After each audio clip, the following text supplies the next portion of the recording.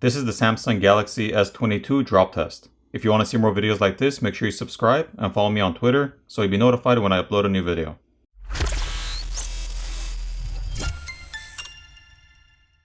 We saw how the S22 Ultra did during the drop test. Now it's time for the S22. Let's see if the Gorilla Glass Victus Plus will handle any better with the flat surfaces versus the curved.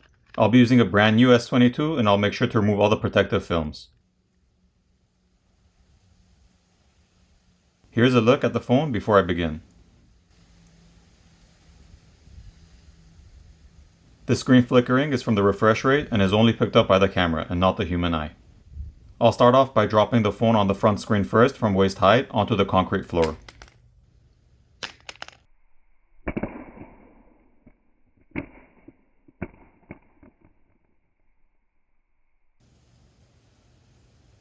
Gorilla Glass Victus Plus or not, the glass screen cracks on the first drop. I thought maybe, just maybe, the glass would handle the drop better and not crack on the first drop due to the fact it was flat and not curved, but I guess not. From the looks of it, glass will almost always break if dropped on concrete, regardless of what protection they claim to have added, unless it's a plastic overlay. Now I'll drop it on its back.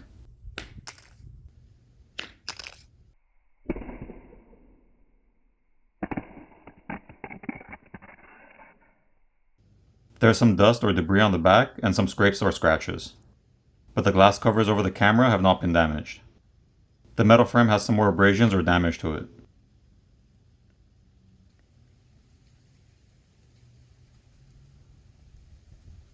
The screen is still working fine and doesn't look to have gotten any additional damage from this drop.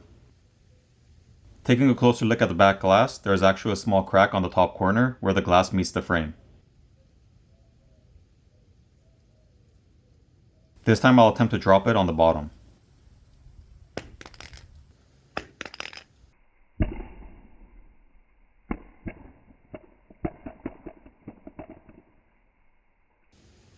There is more scrapes or damage to the corner of the frame where it made impact. The screen remains the same and still operational. The back glass remains the same as well with no additional damage. For the fourth drop, I'll drop it on its side, or at least attempt to.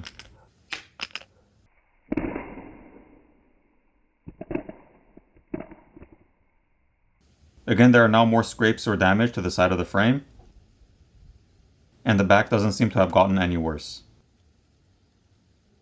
The same goes for the screen, which still remains in working condition despite the cracks on the glass. On the fifth drop, I'll drop it from head height, and I'm 5'8".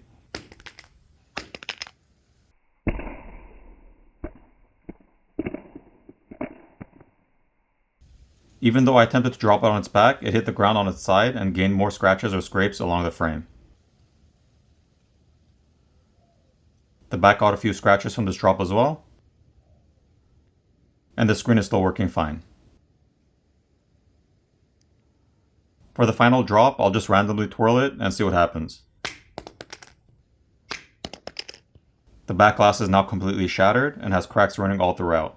Unfortunately, it fell out of view of the slow motion camera, so I wasn't able to provide a slow-mo of that drop. The screen, however, is still operational. There is some damage to the corner of the camera frame, but the glass covers over the lens are undamaged.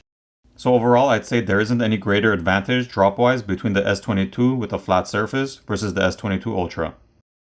When it comes to the camera bezel, there definitely is better protection with the bezel design on the S22 compared to the individual rings on the S22 Ultra.